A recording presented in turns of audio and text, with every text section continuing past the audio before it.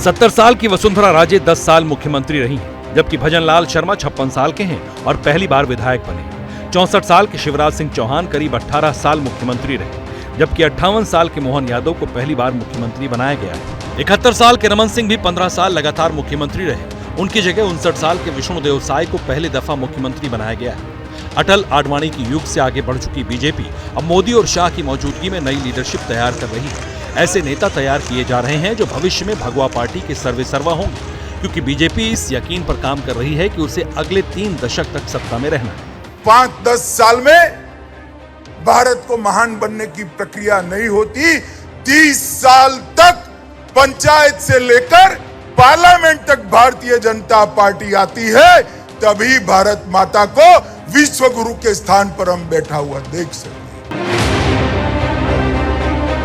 नए चेहरों के आसरे बीजेपी इस लक्ष्य को कैसे पूरा करेगी? क्या है बीजेपी का 2047 का प्लान? ये हम आपको बताएंगे, मगर उससे पहले जान लीजिए कि इन 3 चेहरों के जरिए बीजेपी ने कैसे जातीय समीकरण को साधने की कोशिश की। राजस्थान के भावी मुख्यमंत्री भजनलाल शर्मा ब्राह्मण हैं, मध्य प्रदेश के मुख्यमंत्री मोहन यादव ओबीसी हैं, जबकि विष्णुदेव साय यानी कि छत्तीसगढ़ के मुख्यमंत्री वो आदिवासी समाज से आते हैं और इन तीनों का ही एक अच्छा खासा वोट बैंक बनता है।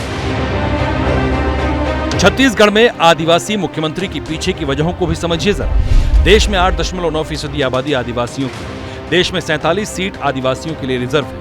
11 लोकसभा सीट वाले छत्तीसगढ़ में तो 31% आबादी आदिवासियों की है। यहीं से देश भर के आदिवासियों को नया संदेश देने की कोशिश है। इसी तरह ओबीसी के मोहन यादव को मुख्यमंत्री बनाने के पीछे भी जातीय समीकरण है। देश में 42 से 52% तक ओबीसी की आबादी है। CSDS के सर्वे के मुताबिक 2019 में बीजेपी को 44% ओबीसी वर्ग के वोट मिले थे। लिहाजा बीजेपी इसे और बढ़ाकर 24 में 400 के पार वाली प्रतिज्ञा को पूर्णता की ओर ले जाने की कोशिश में है।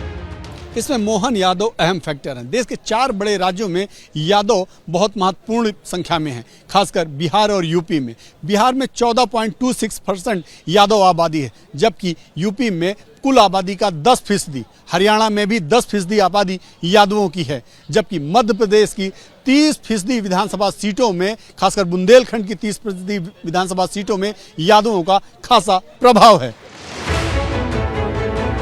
ऐसे ही राजस्थान में ब्राह्मण को मुख्यमंत्री बनाकर बीजेपी ने अपने परंपरागत वोट बैंक को साधने की कोशिश की। 2014 में बीजेपी को आधे से ज्यादा यानी 54% सवर्ण वोट मिले थे। 2019 में ये बढ़कर 61% हो गया। 2024 में इस पकड़ को और सख्त करने की तैयारी है। यही वजह है कि तीनों राज्यों के जरिए बीजेपी ने सवर्ण, आदिवासी और ओबीसी तीनों वोट बैंक को साधने की कोशिश की, क्योंकि ये तीनों 2024 के लिहाज से बेहद अहम है।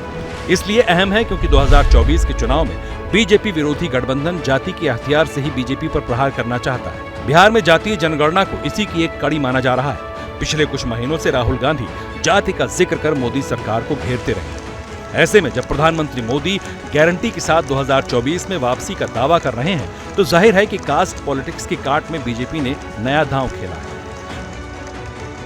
आज की इस हैट्रिक ने 24 की हैट्रिक की गारंटी दे दी है। टीम मोदी की प्लानिंग सिर्फ अगले 165 दिनों की नहीं है, बल्कि अगले 25 सालों की। प्रधानमंत्री मोदी ने खुद 2047 वाली लकीर खींची। हर युवा अपनी जीत देख रहा है। हर वो नागरिक इसे अपनी सफलता समझ रहा है, जो 2047 में भारत को एक विकसित राष्ट्र देखना चाहता है। इसी लक्ष्य को पूरा करने के लिए बीजेपी ने पूरी ताकत लगा दी है। नए नए चेहरों पर दांव लगाकर बीजेपी नई लीडरशिप तैयार कर रही है। मेरे लिए तो देश का हर गरीब मेरे लिए वीआईपी है। देश की हर माता, बहन, बेटी मेरे लिए वीआईपी है। देश का हर किसान मेरे लिए वीआईपी है। देश का हर युवा मेरे लिए वीआईपी है।